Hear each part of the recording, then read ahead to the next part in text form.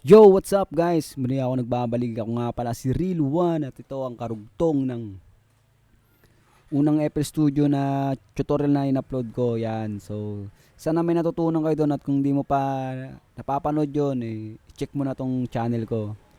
So, ayun, tinuro ko doon paano ba mag-record. Kung di mo pa alam, puntaan mo muna isang video bago ka pumunta sa video na to. Yun. Yun ang masasuggest ko sa'yo. So kung alam mo na rin kung paano mag-record, so para sa ito, kung about mixing naman na yung hinahanap mo, ito na. So disclaimer lang guys, hindi ako ganun kalupit, kagaling yun. Base lang to sa mga natutunan ko. Ito yung mga basic effects lang naman din na ituturo ko, yun. So shoutout dun sa utol natin na tapa shoutout dito sa ating tutorial yun. Shout sa'yo tol, JSAP ng Black Squad Record. At shout rin pala kay Jack ng Disipulo Production. Yon. Shout sa inyo mga tol. Ito yung tutorial tol na gusto ko ituro sa inyo. Yon. Sana may matutunan kayo dito at syempre sa iba. So, yun. Kung bago ka pa lang sa channel ko is mag-subscribe ka na. Yan. Para mag-update ka sa mga bagong video na ilalabas ko, mga tutorial at sa mga kanta na ilalabas namin dahil nga ito nag-upgrade kami ng bagong mic. So, yung unang gamit nating mic is BM800 sa una nating tutorial sa Adobe. So, ito gamit nating mic ngayon nito sa FL Studio is Samsung CO1U USB type. Yun, thanks God nakapag-upgrade tayo. Yun, para sa mga utol natin, mga nagre-record dito, yun. So tara, huwag na natin patagalin, umpisahan na natin. So ito yung mga basic lang naman na effects na nilalagay ko dito sa FL Studio. At kung napapansin nyo, 130 siya. Ano yan? Sa ano kasi ako nagre-record sa Adobe. Ako nagre-record ng vocals. Tapos nililipat ko lang siya rito. Yan, dito na ako nagmi-mix. Sa Adobe lang ako nagre-record. Dito ako nagmi-mix sa FL Studio. Yun. Mas trip ko yung quality sa FL Studio sa Adobe pag nagre-record ng vocals. Kaysa dito sa FL. Kailangan pa siguro may mixer dito. Pero ako depende na rin siguro sa mixing nga. So ayun, ito may bago akong hook na ilalabas. So, sana magustuhan nyo. Ito na rin ginamit nating example na vocals yun. Tara pakinggan natin. Mahal, bakit ba ikaw pa rin? Nasa puso't isip ko at damdamin. Kahit na alam ko na merong iba na may-ari sa puso mo, bakit ba mahal pa rin kita? Mahal, bakit ba ikaw pa rin ang nasa puso't isip ko at damdamin? Kahit na alam ko na merong iba nagmamay-ari sa puso mo, bakit ba mahal pa rin kita? Yo, yon. So ito yung bago nating hook na isa sa mga i-upload kong hook yun. So sana nagustuhan nyo at kung may sasuggest kang title yon, suggest comment mo lang sa comment section box. Si nag-isipan ko pero true story naman to ng sa kaibigan natin yan. Doon ko nakuha tong title ng chorus na to sa kanta niya. Yun. Shout sa'yo, Conan ng Black Squad Records yun. Sana gusto mo rin tong ginawa kong chorus sa pinarinig mo sa akin beat, Sagpro Beat, shoutout yun. So, ito, papayata ko na sa inyo doon sa unang narinig nyo, magkaiba yon sila. Ito kasi ang mix nito konti lang. Bale, naka-auto-tune lang yon. Auto-tune tapos nilagyan ko siya ng effects ng ito sa Fruity Parametric Equalizer.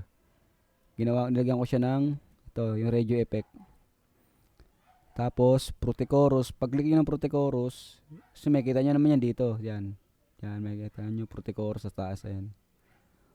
Wala na kayong babaguhin dyan. Dito lang yung babaguhin. Yan. Para makita nyo yung percent na ito, 10%. Ayan dito. Dito kayo titingin. Pansinin nyo. O, diba?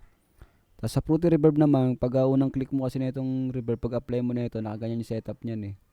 Ganyan. Yan, kaya ang gagawin nyo, isagad nyo yung size, tapos yung width, sagad nyo rin width. Bali ang mangyayari, ito kasi yung tunog niya pagka nakasagad siya.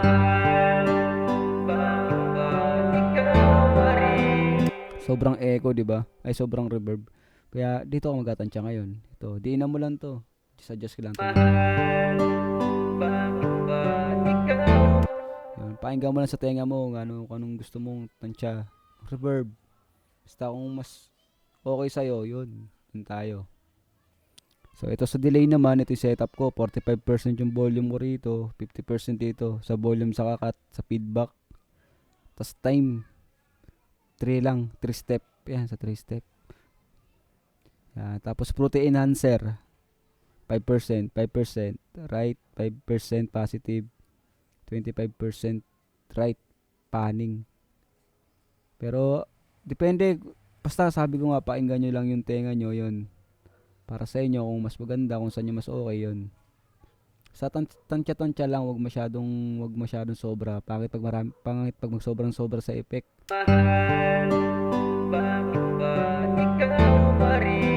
Kailangan tansya lang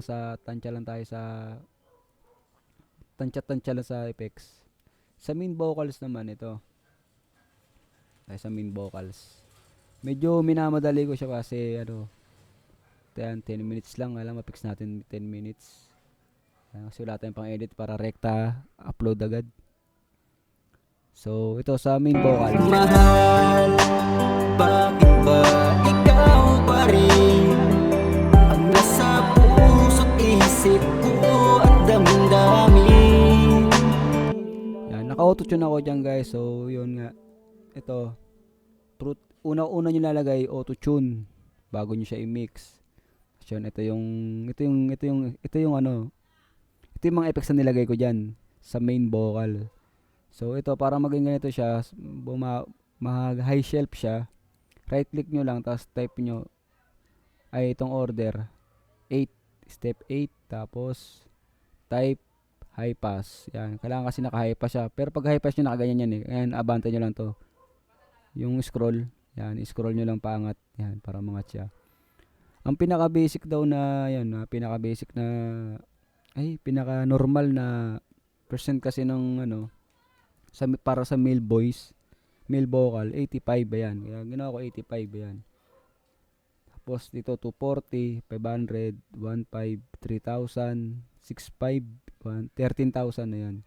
Sundan nyo lang yan guys. Stop nyo lang tong video na to. Kung gusto nyo, kung trip nyo yung pagkaka-mix ko, yun, pwede nyo gayahin yan. So, mahal, bakit ba ikaw pa rin ang nasa puso't isip ko at damdamin? Depende kasi sa kumakanta yan. Dito nyo matatansyahan yung kinagandaan sa FL Studio. So ito, Maximus, ito para sa S. Click nyo lang, pag click nyo to, type nyo ito, click nyo de-essing, tapos de-esser split band. Tapos Fruity Compressor, ayun yung setup ko. Yan, gayahin nyo na lang. Sound Godizer, tansyahan dito, mga 5 lang, mga 5 dot lang ngayon, 5 o 6, tapos letter D.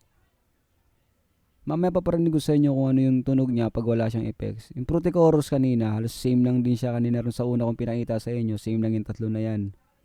Same lang yung setup niya, mga yan. Yan. Preparasan sila ng setup. At sa enhancer yon. Pero dito nagdagdag lang ako ng Fruity Pastis.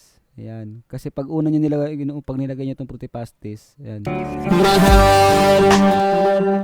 Sakit sa tenga. Para sa mga underground na rap. Mga rap ganun. Nilalagay yun eh.